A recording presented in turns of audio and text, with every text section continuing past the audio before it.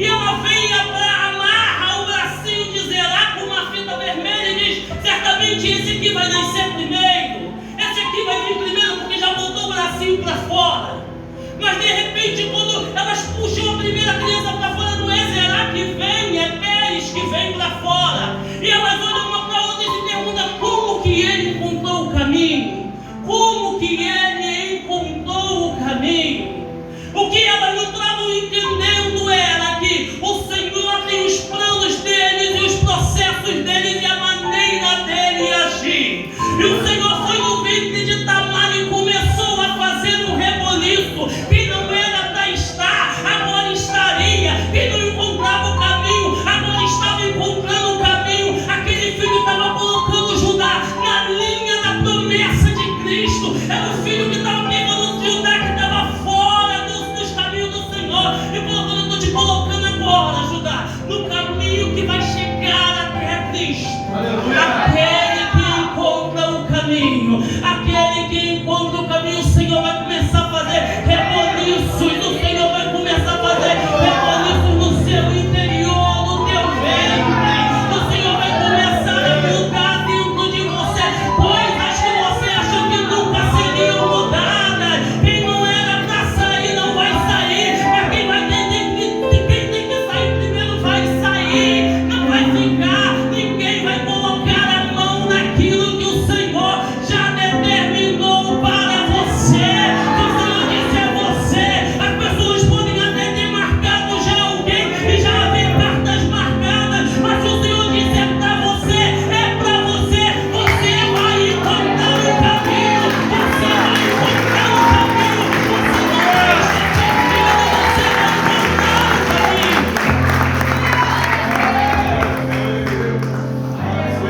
Glória a Deus.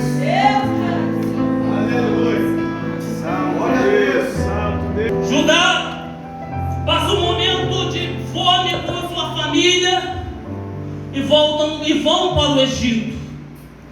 E no Egito eles encontram quem? José. E José já é governador.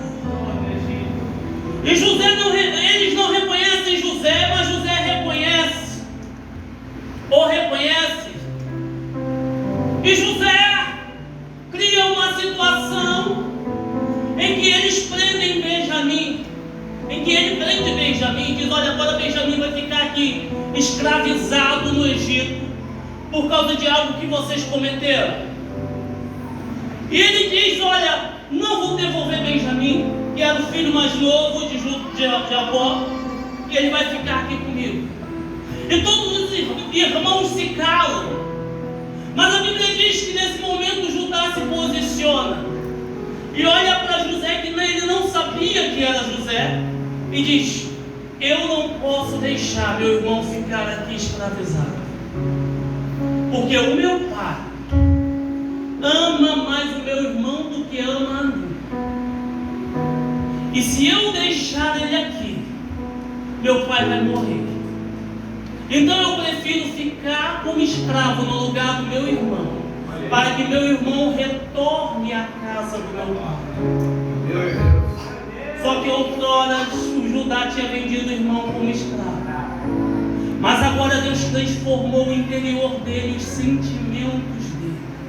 E agora, com os sentimentos transformados, ele está se entregando no lugar do irmão. Agora ele não tem mais a preocupação que se o pai ama mais o irmão do que ama ele. Ele está se entregando pelo irmão. Ele está tendo os mesmos sentimentos de Cristo. Por isso que o livro de Filipenses diz: de sorte que haja em vós o mesmo sentimento que houve em Cristo Jesus. O Senhor, ele vai começar a mudar nossos sentimentos e as nossas emoções. Para que venhamos ser gratos, é preciso que o Senhor transforme os nossos pensamentos, os nossos sentimentos e as nossas emoções. Judá fala com José, José se revela ao governador, José se apresenta a uma grande reconciliação entre eles. Mas Judá sabe que o pai não o ama como ama José, não ama como ama Benjamim. Ele olha para José, José se tornou governador, e ele foi o filho que mais trouxe vergonha, foi o filho que mais trouxe problema. Mas agora ele tem uma mente transformada, agora ele tem um interior transformado. E por mais que ele não chegue a governador e não seja tão bem sucedido quanto o irmão, ou talvez ele não alcance o amor do pai que ele gostaria, mas dentro dele se acendeu uma luz que ninguém pode apagar. Dentro dele o Senhor fez algo que ninguém iria mudar. E o que o Senhor começou a fazer nele iria mudar a história de toda a sua tribo, de toda a sua linhagem, de toda a sua geração. E chegou um momento em que Jacó reúne todos os filhos e diz: agora é o momento que eu vou liberar a bênção sobre um dos meus filhos. E eles valorizavam mais a bênção paternal do que heranças materiais. Eles não valorizavam carro, eles não valorizavam casa, terras. A maior herança que um pai poderia deixar para um filho era a bênção paternal. E a herança todos esperam que vai para José, porque José era o filho mais bem sucedido, José é o filho que mais deu orgulho, José é o filho de confiança. Mas abra sua Bíblia comigo em Gênesis capítulo 49.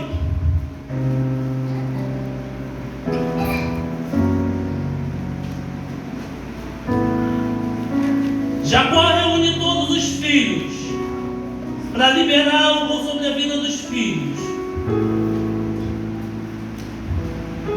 E todos têm a expectativa que José seja um escolhido. E Jacó começa a falar sobre Rubens. Rubens, você não vai herdar a bênção porque você desonrou o meu leito. Simeão e Levi, vocês não vão herdar, porque vocês são sanguinários demais. Mas quando chega em Judá, o próprio Deus toma a boca de Jacó e ele começa a falar para Judá. E no versículo 8 ele começa dizendo assim: Judá, teus irmãos te louvarão. Sabe o que Jacó está fazendo? Ele está vivendo um evangelho que diz que o Senhor converte o coração do pai ao filho, do filho ao pai. E agora ele fala para Judá: Judá, teus irmãos te louvarão. O que Jacó está dizendo: Judá, acabou o tempo de vergonha, acabou o tempo de humilhação, acabou o tempo de escassez, acabou o tempo de ser um capacho, porque agora os seus irmãos te louvarão. E ele diz: as suas mãos estarão sobre o pescoço dos teus inimigos. O Senhor está dizendo: eu estou te dando autoridade, eu estou te dando autoridade. Você não vai viver mais sem autoridade, você vai enfrentar seus inimigos, você vai vencer seus inimigos. O Senhor está te capacitando de autoridade. Glória a Deus. Glória a Deus. Glória a Deus. Os filhos de seu pai se encurvarão a ti. Judá, você é um leão novo, você vem subindo, filho meu, depois de matar a presa. Como um leão que se assenta e se deita como uma leoa, quem tem coragem de acordar? E esse termo é interessante porque o Senhor está falando para Judá. Judá, na versão corrigida diz: tu és um leão que sobe com a presa. Na versão atualizada diz: tu és um leão que sobe da presa. E o que é marcante disso é que o Senhor está falando para Judá: Judá, chega de sair para caçar e voltar sem conseguir nada. A partir de hoje você vai sair para caçar e você vai subir com a presa, porque durante muito tempo você tem procurado e não tem encontrado, mas a partir de hoje a sua sorte muda. Quando